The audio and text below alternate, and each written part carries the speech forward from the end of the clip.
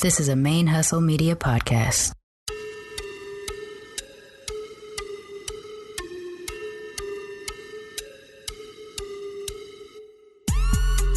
All the way from the A, you listen to My Favorite Lesbian on BRQ. Hey, stay locked in with your favorite lesbian on Black Radical Queer. Yeah. Hey y'all, this is Javia Nicole, aka your favorite lesbian, and you're listening to Black Radical Queer Podcast, our stories on our own terms.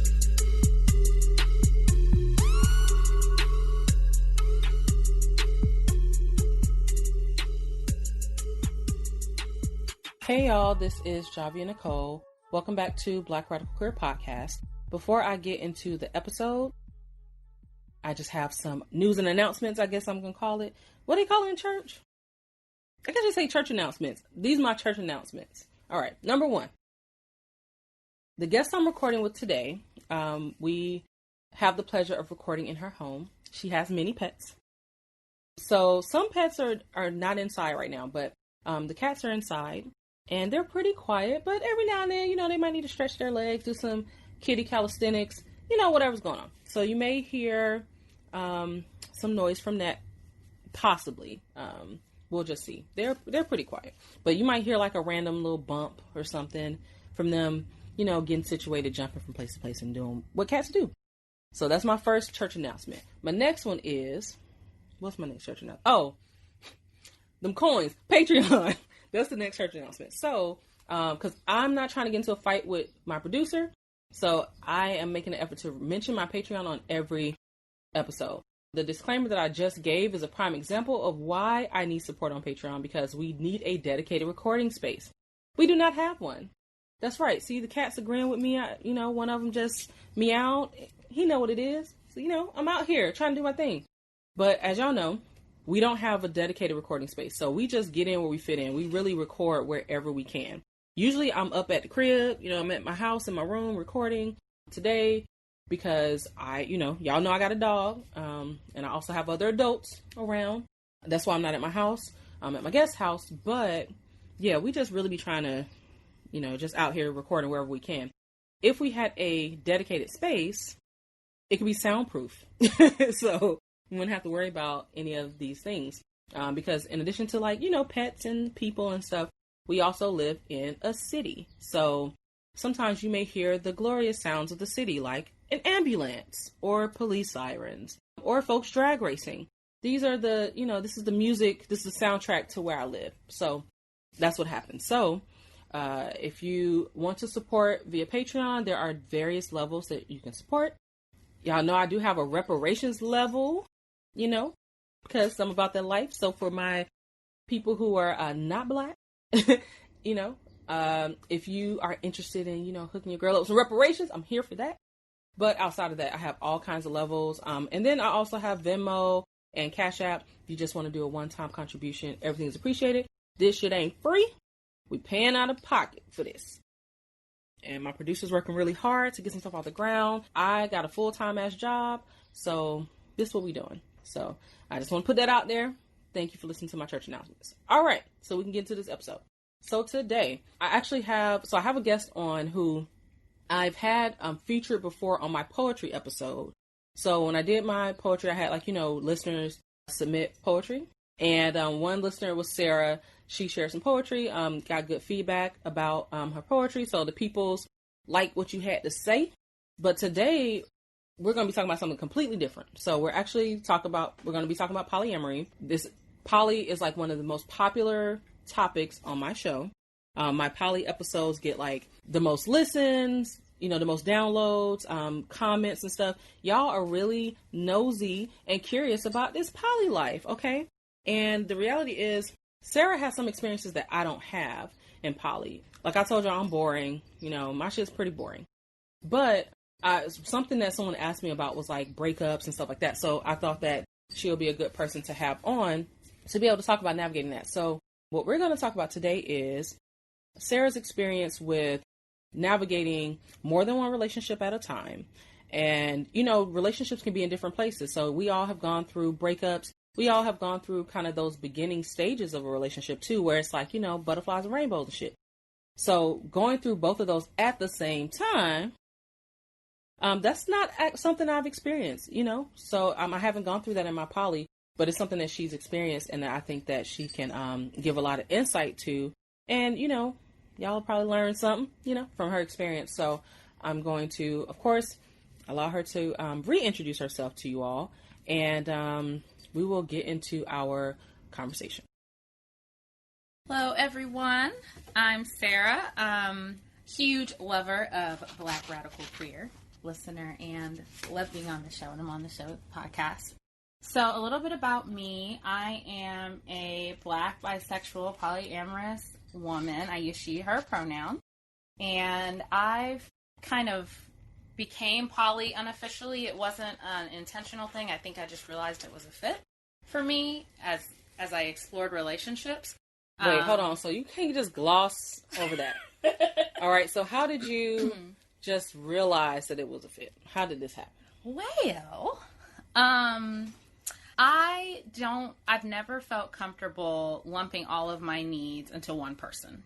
I think that's a lot of pressure. I didn't like the experience when people did it to me, and I felt very loved and committing in my monogamous relationships.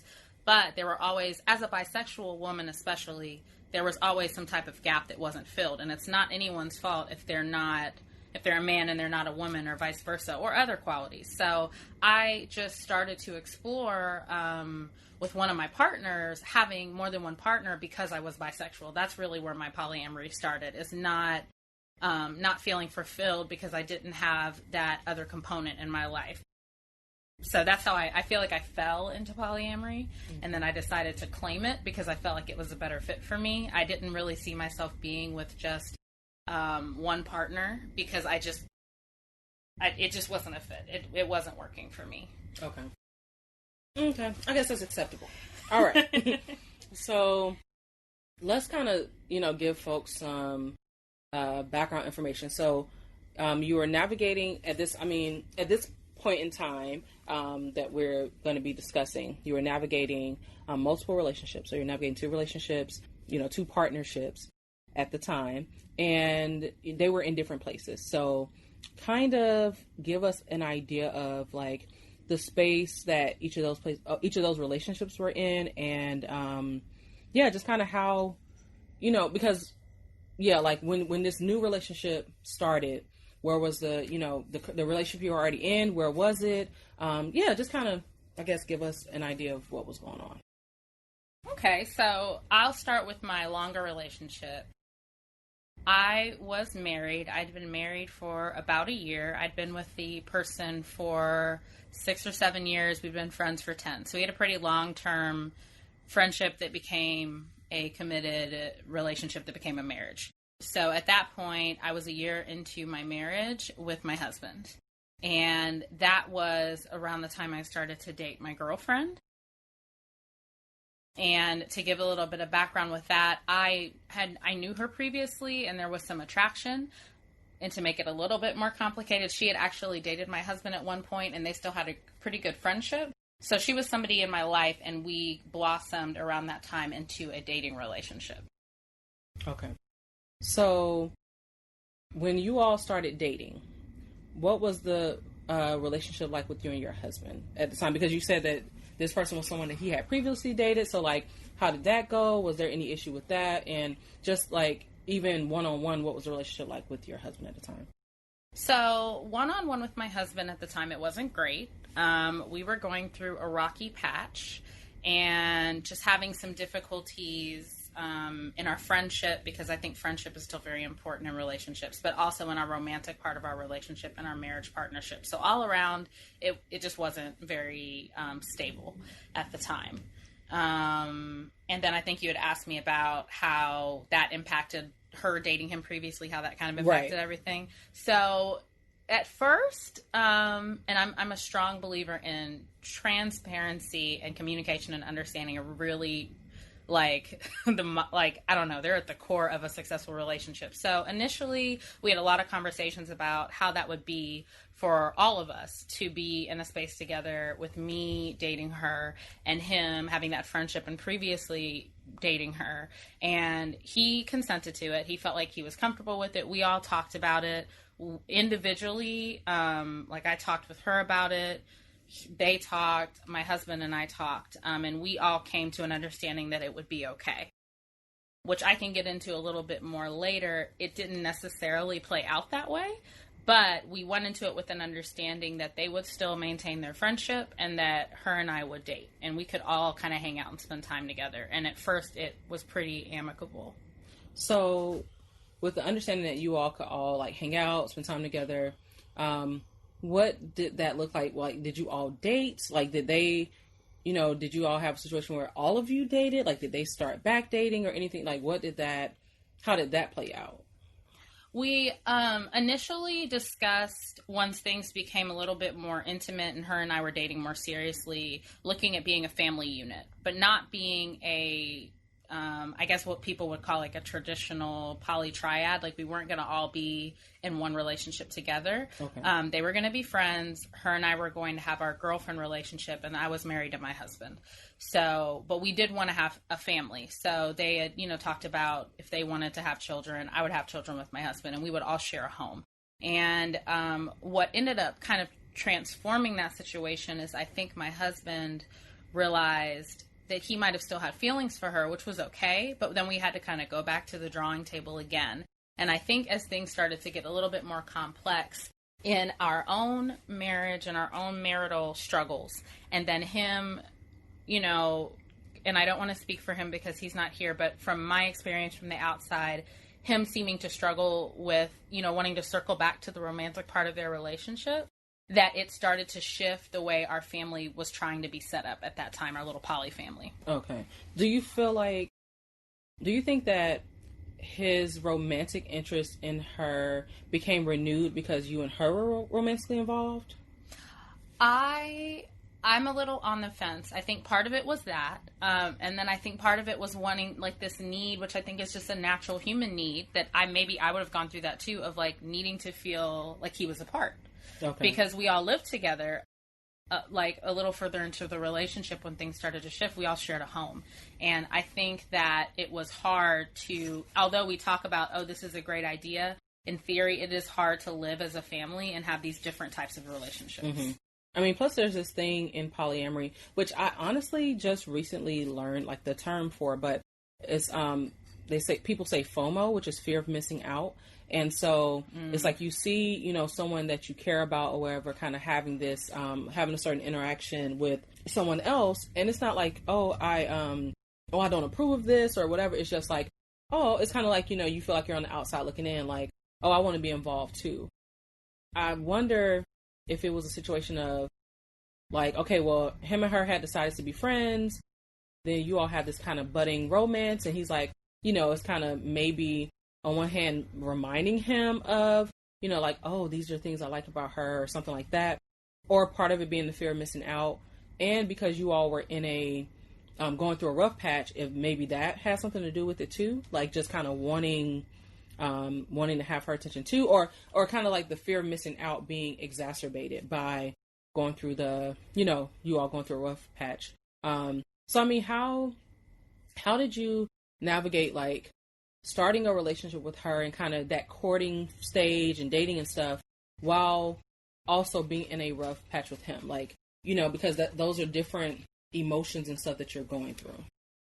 The biggest thing for me that I had to do was keep coming back to center and having autonomy, because they were very extreme feelings, like having new relationship energy, the NRE, and being head over heels and excited and wanting to spend all my time with her. And then with my husband having like these difficult interactions and needing more space. I felt like I was on a roller coaster, and it was incredibly draining, and it made me very self-conscious to where I think I overanalyzed a lot of my interactions with both of them. So the biggest thing for me was like sometimes just stepping back from both relationships and checking in with myself, but also checking in with them, and being honest about where I was at. and making sure that they felt comfortable and, were happy with the way things were going, which wasn't always easy to do. Okay, so you went so before you even, I guess, kind of like got involved with her, you and him had already, were already kind of in a rough spot. Him and her had already dated. So like, how had it been like a lot of time that had passed in between, when them two, when him and her, where they dated, and then like you and her kind of connecting? How was that transition? There had been a pretty significant amount of time. Thinking back, I think it was maybe like 6 to 8 months. Okay. And there was no animosity between them. But it definitely was a little bit hard for me because I always wondered if that was going to come up later, which it ended up coming up later. Did you like her at that time? Like when him and her dated, like, did you have any interest in her, or like, did you like her, or like, was that ever kind of it being a situation that involved all three of you? Did that ever come up in the beginning, like when they first dated? It didn't, and I did like her. I had liked her for a while, but it wasn't any type of deep attraction where I felt the need to, he knew that, of course, because I'm all about communication, but it wasn't anything where I felt bothered by them dating. I was actually fine with it, and I kind of just let them do their own thing. I didn't spend very much time with her at all. Okay. So it's just kind of like, oh, she's cute. You kind of just more surface level. And I think I intentionally kept it there because I don't think at the time I was interested in trying to have a little triad thing. And okay. I was happy for him. I had my little compersion thing going on, and I was like, we'll run off into the sunset. Your girlfriend's cute. I'm going to just stay over here. Okay. Okay. So fast forward. So, you're navigating through the new relationship energy. You're in this, in your marriage, and navigating what's going on in the marriage. So you said that, there were certain things that didn't come up initially that end up coming up. Like I was asking about like, like him feeling some kind of way, or, just kind of the interest or his interest resurfacing for her. Or maybe it just actually never left, or something, you know what I mean? Like, who knows? Yeah. But, so going through that, where it's like, okay, you and her are dating, him and her are just friends, and then at some point the topic comes back up of him having interest in her, and I brought it back up. Okay, so what happened there? So there was a point where just with other personal life matters going on, she was considering having to move, and it was going to be out of state. So that was obviously going to impact her friendship with him and her relationship with me. And I think that was when, whether it was conscious or not, he realized that there was a deeper feeling. Okay. He was my best friend. So I noticed at the time a change in him. So I brought it to his attention and I said, hey, I feel like you're acting this way because you have these type of feelings. Like, you want to be more than friends, and I'm going to encourage you to be authentic about that with her and with me, because it's only making it really uncomfortable for all three of us because we live together. And he decided to have that conversation, and they ended up dating again. Okay. At that point. So at this point, they started dating again. Mm-hmm. You and her still dating. What about the three of you? We all sat down as a family and decided that we would continue to keep our separate relationships. We had no interest in being a triad. We saw ourselves as a family unit, and we had our separate romantic relationships. So in poly talk, y'all were basically like a polycule. Yes, all the words. And kind of like a V. So, okay, for a V, because I know some folks have that curiosity about poly, but they may not know about all these different terms and stuff. In a V, you kind of have one person who's the hinge, and then these two folks who are not necessarily involved with each other. So it wasn't really like a V. It was just kind of like, okay, well, you and him had your marriage, you and her were dating, him and her were dating. So that's how y'all were navigating it. So at any point, started navigating like that. At any point, did any of you want to change that? Like, where it's like, okay, well, let's just kind of be a triad, or what happened after that, basically? I have to really think. I didn't get the sense, I never wanted that.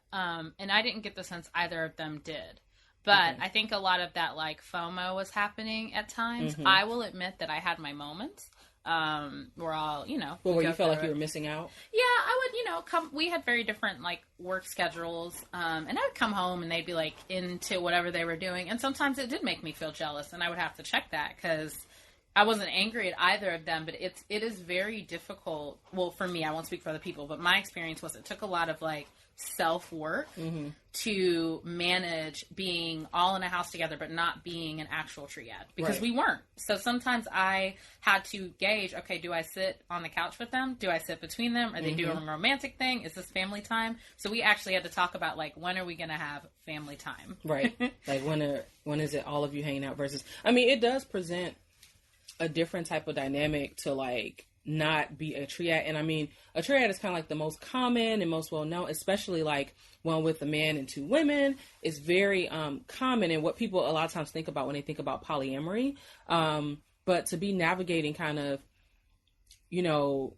multiple relationships, but like separate relationships in a household together can really be difficult, because let's say you all staying together, two folks get in an argument, you know what I'm saying? It's like, does that leave one person always being the middle person? It's like, how does, if you're the part, like, for instance, if him and her got into an argument and, then you're kind of like, okay, well, what do I do? How do I navigate this? It's like, do I just like go off by myself so that it doesn't seem like I'm taking a side? Or it's like, that kind of stuff when you're not like even if you were a triad, that would still be an issue. I mean, and I don't want to say it's all negative, but there were a lot of challenges, and it's definitely like you have to really want whatever you're striving for, because it is a constantly evolving thing. People are changing. So when you have three people under one roof that are constantly changing, it just becomes really complex. And like, yeah, even down to arguments, chores, like all those little things can go terribly wrong if you're not mindful. And sometimes even if you are, they still go terribly wrong. Or they're great. Sometimes it's really great to have two partners that love you and support you under the same roof. So I guess what was like a time where, or like some examples of where you felt like, oh, this is really fucking dope, and then what were some times where you're like, this is a lot? So I think the most special moment I can just think of right away is my birthday. When we were all under the same roof was really special, because they got together. They both had, different experiences with me, because my husband had known me for almost 10 years, and she was very new to me. And they had their own ideas about what they thought I would enjoy. So, like, what they did for my birthday was really nice, because I got some alone time with both of them, and we did stuff together as a family with friends, but they worked together to, like, make it perfect for me. So that was really cool to have two of your partners, being a poly person who could, like, seamlessly come together and create, like, the most amazing birthday weekend. It was great. And there were a lot of moments like that where we were able to do things for each other because you, like, could team up, and it wasn't just one person trying to make something happen. So some difficult moments, though, were definitely, I would say, we all dealt with our own, like, mental health stuff. So if somebody was having a really hard time, and it kind of would leave people in situations, I guess it'd be better to think of, like, almost an example. So I would say when two of us were having particularly good weeks and the third person was depressed, just trying to be mindful but not get sucked in was really hard. So if we weren't all on the same page with mental health, with how our week went, two people didn't like each other at the moment, it would become really difficult to all be under the same roof. That makes sense. So that was probably the most common issue we ran into. I wonder, like, is that something that you all, like, talked about, or, like, were there any things that kind of came up where it's like, oh, we didn't think of this? Like, how did y'all navigate, like, for instance, if you have a situation where, okay, well, two of us are having, a great week and this other person's depressed, how did you navigate that? I know you said, like, okay, well, you can't get sucked in, but when you're in a space with someone, you don't want to, like, breed resentment or, have any issues come up. So how did you navigate those things? And, like, was it something that you all kind of talked about beforehand, to, kind of map out, like, hey, here's how we address these issues? Or was it kind of like, oh shit, this just happened and we got to deal with it, like, right now, we didn't anticipate it? I think we did our best to try to think of every scenario we could, but that was one that was really hard, and we never figured out a game plan for it because it was always unique. Sometimes I think we were able, like, I remember my girlfriend went through she had another relationship and had decided to split with the person. So my husband and I got together and we did something for her that we felt was appropriate. Like, we had a really, really long conversation about it and made sure we were very careful about not overstepping our boundaries. And we decided to come together as our partners and show her, like, a gesture that we were in her corner. That was successful. So, but that was a delicate thing to manage. On the flip side, there were times where one of us would be struggling and it just became like we would all take our separate places in the house because it felt like if two of us who were trying to help or were feeling better teamed up or just were trying to spend time together, we didn't want to, or sometimes it was perceived that we were isolating the other person. So we would just kind of all go our separate ways for a moment, but there was just never a perfect way to handle those situations. Yeah. So, okay, so you all went from, kind of you and her just dating, him and her start back dating, you're navigating these separate relationships while also being in a household and navigating kind of like this, not a triad, but still a type of relationship, with the three of you. So you're going through all of that. So one of the things, okay, so my first question is, was there a time, because, the relationships were in different places. So let's say, you're having this new relationship energy with her, or even like when him and her started back dating. I mean, I don't know if they had, new relationship energy again. It's possible, whatever. I mean, when my wife and I split up and got back together, we had NRE all over again. Well, I know I did. I don't know. I can't speak for her, but I know it was like, I mean, when I, reconnected with her, I got the butterflies feeling and all that over again. So, but okay. So my point is, like, each of you were having, new relationship energy with this other person, with the girlfriend, but you all already had some existing energy with each other. So it's like, did that relationship, that this new energy, did that impact your relationship, the marriage? Because that was the older relationship. So like, was that impacted because you all were also kind of navigating through a rough patch? So like, what was kind of the relationship between those things? As much as I want to sugarcoat it, I'm not going to. It was really hard. I think looking back, if we in our marriage had been in a more stable place, it wouldn't have been as difficult, but it definitely bred some, not even resentment, but a lot of like insecurities in our marriage. So me feeling like, oh, we've known each other for this long, but you seem a lot more comfortable and happy to be around this new person. And I knew logically, okay, some of that's just NRE, but in the back of my head, it made me feel very insecure as a wife because I would equate it to like my value as his wife, even though I knew even that could have been happening. Some of it was NRE, and he did the same, and he voiced that to me. So that was something that it kind of like lumped onto our already difficult rough patch dealing with NRE. Do you feel like the kind of the dating, so like this new person, each of you, having a girlfriend who just happened to be the same person, but do you feel like, how do you feel about the timing of it, since you all had the rough patch? Because I know, I ask this because, especially in a lot of triad situations, sometimes, there are folks who are quote unquote unicorn hunters and folks who seek out a triad type of situation, when their relationship, their core relationship, their primary relationship is not in the best place.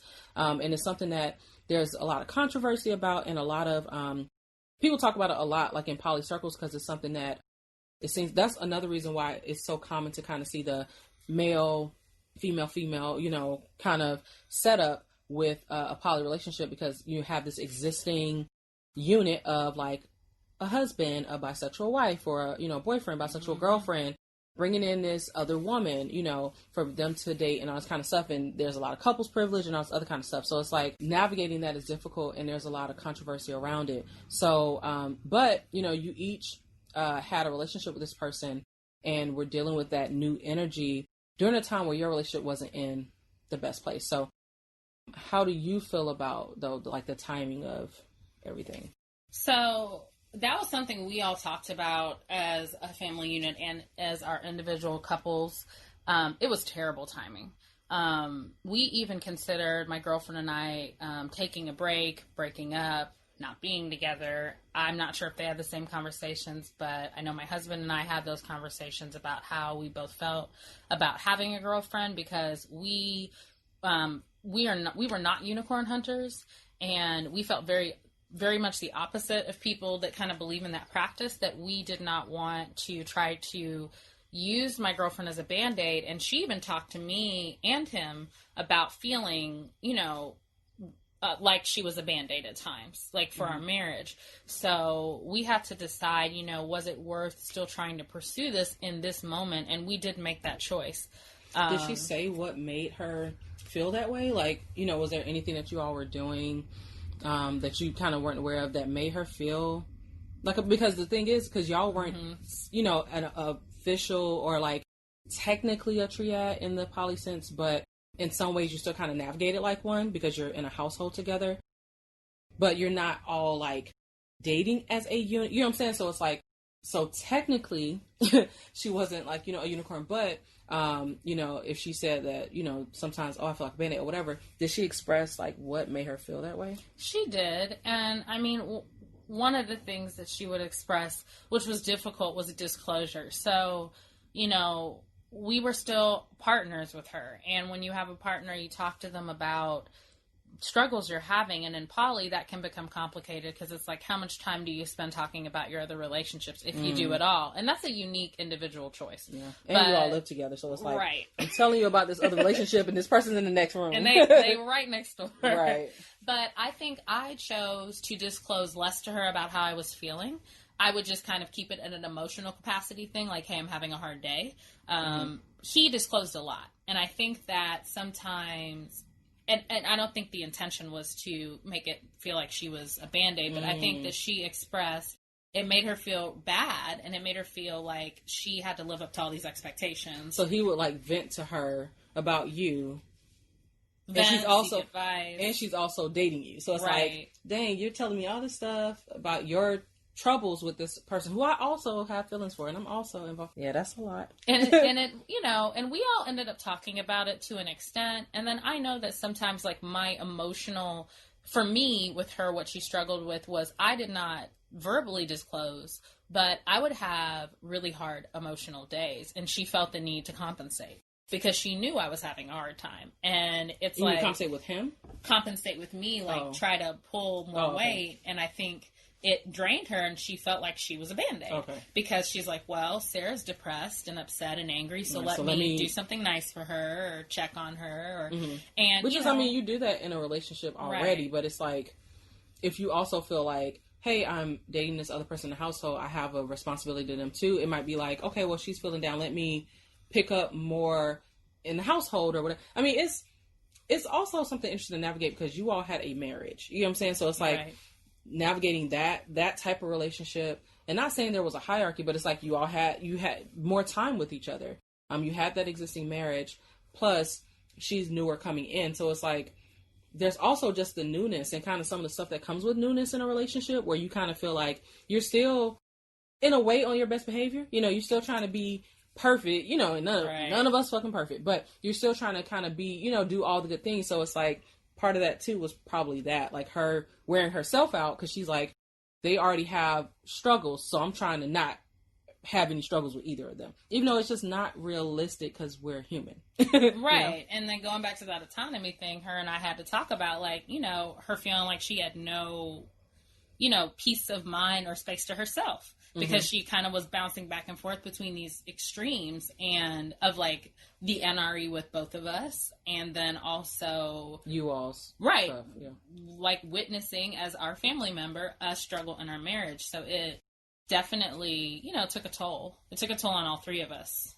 But for her, she did, although that was not the intent, sometimes it happened that way, and we would have to, talk about it and try to fix the behavior, whatever it was that was flaring up the kind of unicorn feeling or the hierarchy that, even though we didn't have one, I mean, it was implied. Like, we had known each other longer, we had been together longer, she moved into our house. Yeah. So, I mean, there was like, it's kind of how it happens with privilege. There was like couples privilege operating. It wasn't necessarily intentional, but it was still implied and still inherent. That's the better word. It was inherent because of all these things that were established before she came into the picture. So she was new, you know what I mean? Like across the board. Okay. So, but at this point in time, I mean, you and her are still together. Yes. And you and him are not. And she's not with him either. So what happened? Like, how we get from, you know, okay, y'all were all, you had your, you know, your family unit and your individual relationships. You and him were in a rough patch, but, you know, y'all were kind of like working through some stuff. You both had the NRE going with her. So what happened from there? So to make a huge mess as simple as possible, it came to a head eventually. I mean, it wasn't that anybody did anything like crazy. It was just that, you know, he and I continued to struggle and her and I continued to be successful. And then for them, the same reason that they decided to part ways the first time circled back around, because they just weren't compatible. Okay. And that's that. Like it wasn't any like egregious act. It's just they weren't compatible. Cool. Maybe they just were like, they had good friend chemistry and you know what I mean? And were like, oh, I like this. But it's like, oh, wait, we should have kept it at the friend level. And I do wonder if we hadn't all lived together, if it would have played out that way, if they would have ended up in a relationship again, because I think, again, like a little bit of FOMO, a little bit of like, and then you have that proximity to the person. Right. So it's like, he's seeing her with you. He's just seeing her in general, you know, because after you go through a breakup, it's harder for you to get over somebody when you're in close space to them. Right. You know, like I went through a breakup before. It was really difficult. And it was hard for me to separate from the person. Like, I still wanted to be in their presence. Like, I still had a lot of love for them. I shouldn't fuck that bitch. But that's a whole other story, okay? But the feelings, you know, the feelings were still there. So I had to be on some cold turkey shit, like, shut it all down, block your number, like, really, like, just try to eliminate all traces. Because any trace, my emotions were latching onto it. So it's like, I think after they had already, you know, realized that it wasn't a fit and stopped dating, but, you know, being in each other's presence again and being like, oh, you know, some of those feelings start coming back. It was like, oh yeah, I remember the nice stuff. You know, I remember that I enjoyed this time with you and all kind of stuff. But then it's like, oh yeah, but over time you're going to remember too what, you know, caused y'all to stop dating in the first place. Like there was a reason that came to an end. And if that particular issue hasn't been resolved, then it just might, you know, cause you to come to an end again. I mean, that's my wife and I dated, we split up, very specific issue. She'll talk shit, but very specific issue. When we got back together, she ain't do the same shit. So, and it wasn't even anything ridiculous. It was a communication issue that I was like very explicit, like, hey, I ain't with this shit. And we both had to own our part. I had to own my part about, I was just in a place where I was like, I was fucking hardcore. I was like, I ain't got time for no shit. I had been through so much bullshit. I was like, I ain't got time for nothing. So you ain't with it, bye. Like, I really was like hard. I was very hardened by my previous breakup. So when I'm like, okay, we have this communication issue. Oh, I see this ain't changed. I brought it up a few times. Then I'm out. Like, I don't have to deal with this. Like, I was very like blunt. Like, I wasn't trying to be a bitch about it, but I was just very much like, I've expressed this to you. This has not changed. So I'm not going to keep doing this. That was where I was with it. But when we came on back around, she didn't do the same thing. So we addressed that communication issue. So we were able to move forward with our relationship. But in their situation, if they, you know, kind of got caught up in the NRE, like, oh yeah, it's been, oh dang, maybe I missed you. You know what I'm saying? Because you do have those feelings. Because that's how I felt when I saw after we split up. I missed Courtney, you know, that kind of thing. So you miss that person, you get around them, you're like, oh snap, you know. But then you start engaging. Eventually you're going to fall back into those old patterns. You're like, oh yeah, this is why.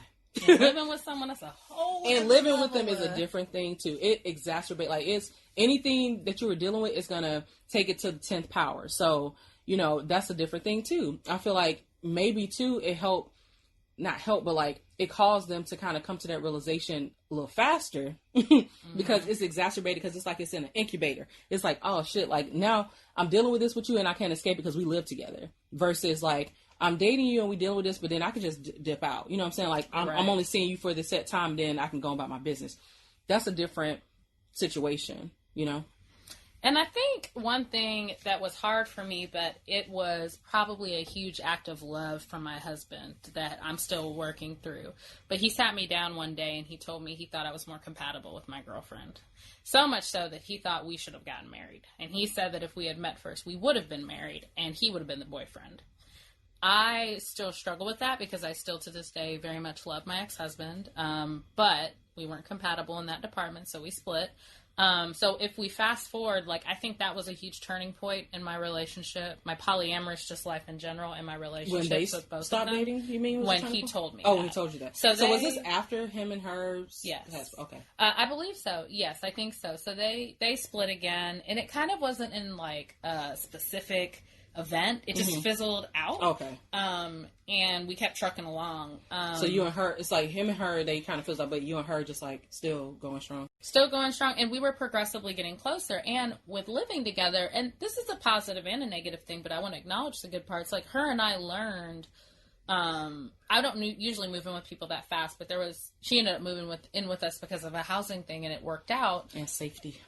Yeah. So it really was kind of safety. It was a safety housing situation. So we had a huge house. She took the bottom half. But we learned that we were more compatible nesting partners, and we had been talking about family planning, the three of us, and we learned more and more every day that her and I just really synced up well with the way we wanted our children, our home, even down to little things like how are we going to communicate chores. He just was not in sync with us. And it wasn't that it was like we got in sync and left him out. Like, me and him were not in sync. Her and him were not in sync. And I think that what we realized, what she really talked to him about more than me, was that he was more solo poly. I don't know if you want to like pause and we can define that for people. I've talked about solo poly before, in previous poly episodes. Before I got with Courtney, and in the very early stages of our courtship, I was solo poly. That was another reason why I was kind of just like, all right, this is what we like. This is what's happening. I'm good, even though I was like, I really do like you, but I'm also like, I was just very, very protective of myself. So for me, I didn't think, after going through some stuff I had gone through, I didn't think I was going to get married. I thought I was going to live my life solo poly, be involved with who I'm involved with, but ultimately I'm my own nesting partner. Like, that was really how I envisioned my life going, to this motherfucker Courtney. So, just totally screwed that up. Okay.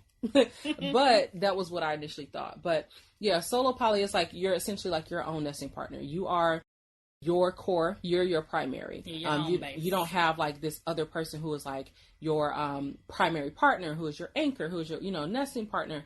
The configurations can vary, because there are solo poly people who can still have a nesting partner, but that relationship isn't necessarily their primary. It could just be like, oh well, we have a household together for financial reasons, or we co-parent or whatever. But solo poly, you're your own primary, and then you are involved with people. So it's kind of like never mind. I'm not gonna even say that because I don't want to diminish what those relationships look like. But yeah, that's the best way. And then if you want to hear more about it, we talked about it in previous episodes. I had an episode. You had someone on for polyamory who's a solo poly. Yeah, I had a solo poly guest on. I've talked about my solo poly experience before how I am now. So yeah, we've touched on that. So y'all can go back and check that out. So kind of how it all transpired. So they split. He disclosed to me he felt like we were the more compatible party, and that he felt like we should be the primary relationship. Like, that should be my nesting partner. So he and I started discussing options, because my thing is like, I'm all about like, let's put it where it fits. Like, I love you, you love me. That doesn't have to change. I didn't hate him or anything. I just didn't feel like we were working well together harmoniously. As nesting partners. We weren't. And I said, well, I think he admitted, which I think some poly people deal with, and I've had my share of, working through it, is like the social constructs. Like, him feeling as a black man very insecure about being with two very dominant women in a household and not necessarily being the top of the triangle. Like, he had a lot of insecurities about that. So we discussed, like, well, should we stay together and get a divorce? Like, it's a paper thing. If you feel more comfortable just being a boyfriend, cool. If you want to get your own place, cool. I encourage him, like, get an apartment if you want to, move out. But let's reconfigure things. Because if you're feeling like my girlfriend and I are the stronger nesting partnership, how did you feel? I agreed, and that was really hard to swallow, but I did feel like we were more compatible as nesting partners. And I did think that he and I would do better, not in a lesser relationship, but a relationship with a different intention, title, practices. Like, we would just, even if he moved out or if he didn't, he agreed, but I think he was still struggling with the social construct piece. So we just never were able to move forward with shifting our relationships. And what happened was, organically, what he and I discussed was her and I became stronger, and he and I kept trying to work at something that was not compatible, and it became weaker. And one day, I think for him, which, you know, looking back, I try to have empathy and understand that his side of it is, if he was struggling with it, he just got up one morning and couldn't do it anymore. It was just hard to be in the house with us. And I don't agree with the way that he went about it, but he left very abruptly. There was not a discussion. And from there, between that day and it was about 5 or 6 months, we did try to communicate and look at other options, but it just, her and I continued to grow and progress. He and I continued to stay stagnant and not really find a way to transform our marriage into something that worked for us. So I decided last spring to just talk to him about getting a divorce. And it wasn't even in a malicious space, but I felt like we had been stagnant for so long. We hadn't made any progress, and I didn't want to hate him. And I didn't want him to hate me. I didn't want the relationship to become a malicious one. So I just went ahead and asked him for a divorce. He agreed. And my girlfriend and I continue to thrive and be together and become more serious. And then he and I really don't communicate as much. We, of course, had our household to divide, and that took quite a bit of time. But that was the nature of our communication. And then they really didn't communicate at all. And it became, I mean, I'm still poly, but I just have my girlfriend now, and we're still together. So throughout that process, like, what happened with your girlfriend? How did you all kind of navigate, like, you going through that? You know, was there like a particular kind of way that she supported you, or how did you, I mean, that's going through, you were already from the start going through kind of like almost like conflicting emotions, like very different emotions, like you're in very different places on the emotional spectrum with each partner. But then once you get to a place of, okay, we are actually like ending this relationship, where this other relationship is flourishing, that is still very different places. So how did you deal with that? It was incredibly hard. It was incredibly hard. I had to be very gentle with myself. And I didn't have a lot of, you know, I had some moments I wasn't proud of. I mean, I was going through depression and a lot of pain and going through a divorce and then living with my new partner. I didn't want that to be her entire world every day. She had her own stuff too. And she was also going through a long-term relationship breakup around the same time. So we both had these breakups going on, not with my husband, but with another partner, that were very heavy. And then we were trying to blossom a new relationship. And I think we both, I'm actually surprised. We were like, it's going to make it or break us, but it made us stronger. And we became incredibly close and supportive of one another. We gave each other space when we needed space. We had each other's back when we needed some support. When she had to go to some court proceedings with her ex-partner, I showed up with her because I didn't want her to be by herself. But there was that conversation, of course, we had to have, like, is this going to be healthy for you? Do you want my support, or is this not an appropriate space for me to be? And there were some spaces for both of us where it was like, no, I need to do this on my own. But we got through it, and we just had to communicate and understand that we both had to go through our own separate process of how it felt with our relationships ending, but also how our moods about those relationships impacted our new budding relationship. So how do you feel about where you all's relationship is now? Like, now that you all have navigated through very difficult things together, and pretty early in the relationship, y'all had to like deal with some pretty heavy stuff. So now y'all have, I mean, you've gone through, yes, the new relationship energy and all the, you know, that lovely stuff, but also very difficult things that, you know, a lot of times new relationships won't necessarily encounter, you know, things to that degree. So you've gone through that. Now, you know, you're in a place where well, I guess what kind of place are you all in now in your relationship? We're in a really stable, happy place. I just want to I got to give us props. We, in the first year of our relationship, went through several very close passings of people. We lost a lot of people. We went through 2 divorces. We moved across the country. We rehomed pets.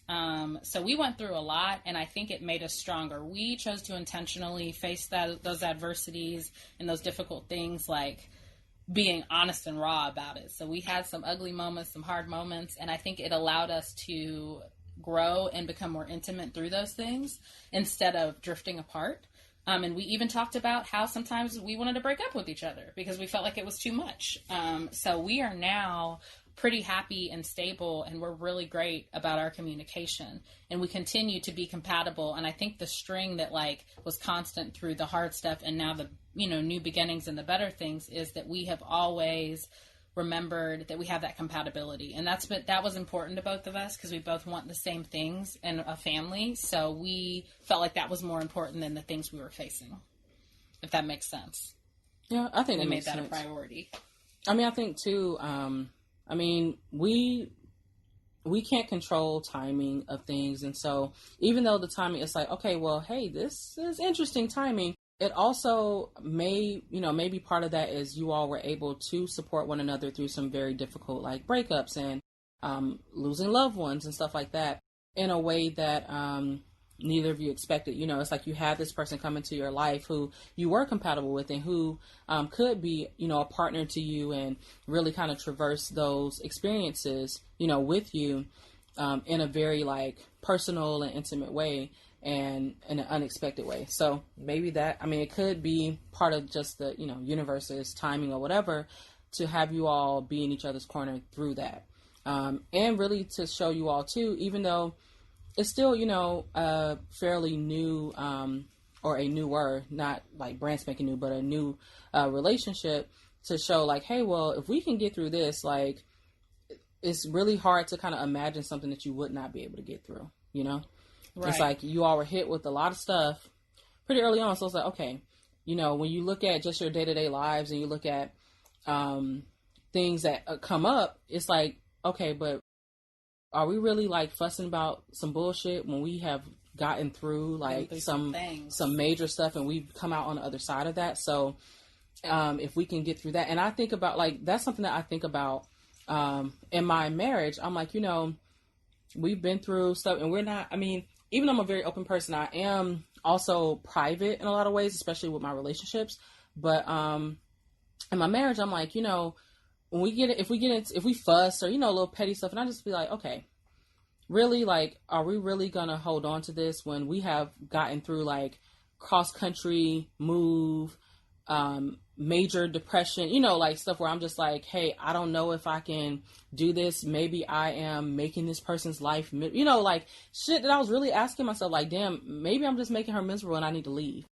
If we can get through that, me feeling in terms of my well-being and my mental health, I was literally at rock bottom, can't get out the bed. I'm just okay, so this little annoying habit, I just got to take that. For real, this life gonna go on.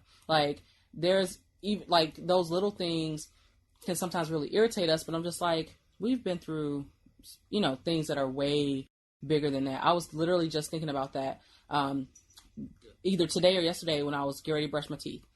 And I'm I get the toothpaste. My wife doesn't push the toothpaste from the bottom of the tube. Okay, she just push from wherever, and I push from the bottom. And I was just looking at the toothpaste why don't she push this from the bottom? And I was you know what? I'm not going to say anything to her. I was this is so irritating to me. Something so small. I'm push the shit from the bottom. And I'm just I was about to show her this tube. Why don't you push? And I'm just I ain't about to show her that. Really? It don't matter. Bitch, she don't push the toothpaste, but she has been by your side through a whole bunch of stuff. That kind of thing. It really, to me, puts things in perspective.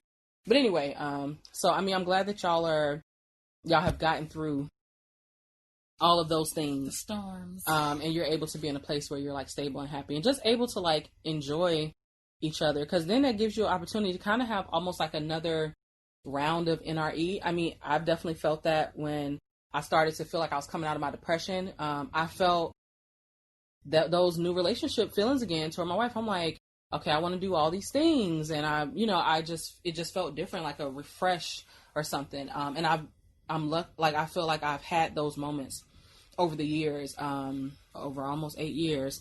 I've had them like throughout the relationship. And so I think that it gives you an opportunity to have that, to be like, you know what, this is nice. Like, ain't nothing going on, just chilling, but I think it's really pleasant, and it's nice to be in a pleasant place. It is.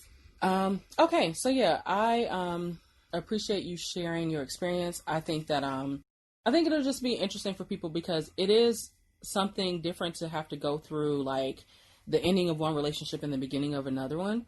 And those things overlapping and then being intertwined in some ways. It's a lot, but you all got through it. So, all right. So before I end the episode, I know you have a little business situation. So I want you to go ahead and plug that because, y'all can place some orders and things and spend some coins. Yes. Well, in my free time, I am quite the baker. So if you are interested in just looking at beautiful pictures of baked goods, or you want to take that extra step and order something sweet, you can find me on Instagram. I'm Sweets by Sarah J. There's no spaces. It's all lowercase. Same thing on Facebook.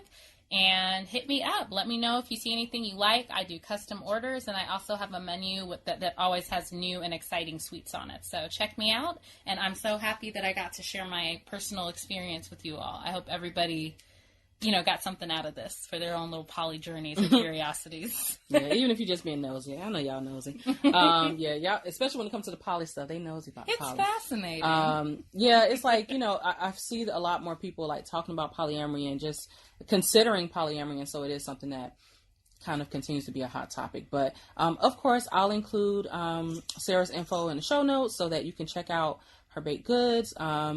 I got some cookies at the crib, so I already know, but I ain't new to this, okay? I'm a veteran in these Sweets by Sarah J streets, so I already know what she got. So, go ahead and relinquish the coins. And speaking of relinquishing coins, I got a good old Patreon. I got some, Cash App action and some Venmo action. Support the show, because, it's not only, what I'm investing in terms of like financially in the show, but also labor. Y'all know how I am about my people. So we do deserve to get paid for our labor. And this is a labor of love, but it's a labor nonetheless. And it is something that over time, as the show grows, it's getting a little bit difficult,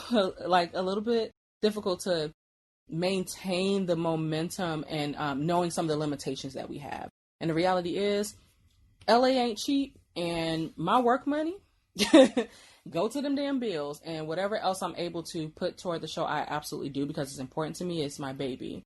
But if it's, we're communal, I'm poly. So if it's your baby too, and, if the show is giving you something, I would appreciate any support for the show, because it'll help us keep going. We are trying to get it to the next level. I got plans. I got shit I want to do.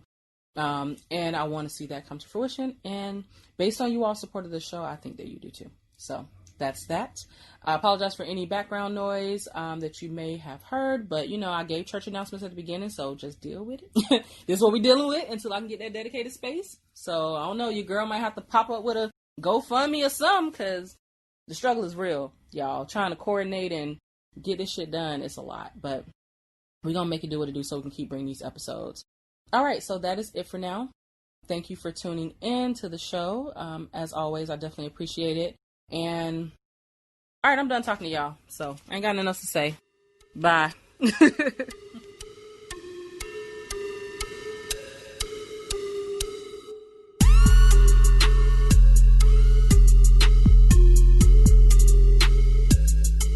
Black Radical Queer is a ManeHustle Media podcast hosted by Javi and Nicole. BRQ is produced and edited by Charmaine Fury, and the show's theme music was created by The Brothers Records. You can connect with us on Twitter or Instagram at Black Rad Queer. That's BLK RAD QWR. You can also connect with us on Facebook through the Black Radical Queer Podcast Facebook fan page or the BRQ discussion group. You can get Black Rad Queer merch on teespring.com/Black Rad Queer, BLK RAD QWR. And you can leave a voicemail, call in, ask a question, those types of things on the BRQ Google Voice line. and that number is 937-601-8647.